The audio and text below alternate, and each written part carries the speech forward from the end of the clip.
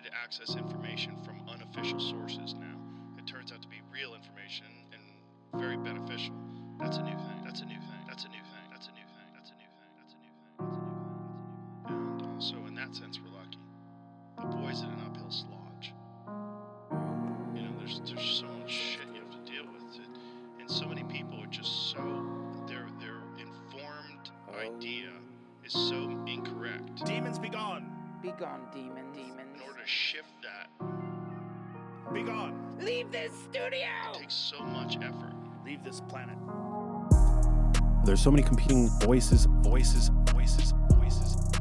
and misinformation out there on social media and fear-mongering today. Voices. It's really insane.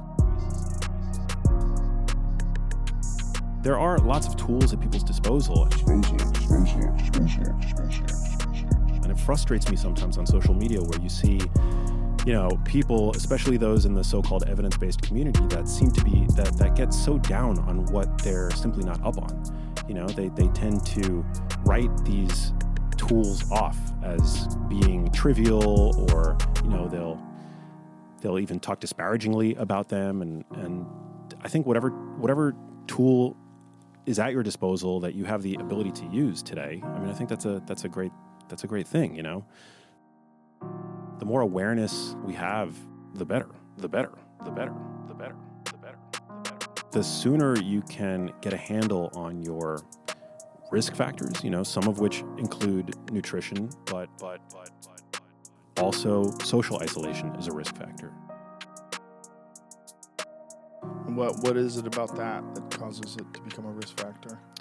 Well, I mean, there's that 80-year-long ongoing study at Harvard, the study of human development, that found that loneliness is a toxin on par with smoking cigarettes or drinking alcohol. And, you know, I think humans are, first and foremost, we're social beings. That's one of the reasons why, you know, a human neonate is born half-baked. I mean, we continue our development in the presence of others. You know, they call it the fourth trimester. Relative to other animals in the animal kingdom, a human is born with zero capacity to survive. You know, we need those around us. And so I think it's just hardwired into who we are as a species, that we are social beings. And today, whether it's attributed to, you know, living in cities and remote work or social media, it's taking a huge toll on us from the standpoint of mental health. And that creates downstream biochemical consequences. I mean, this is not just an emotional phenomenon. This is something that actually has a real life health impact.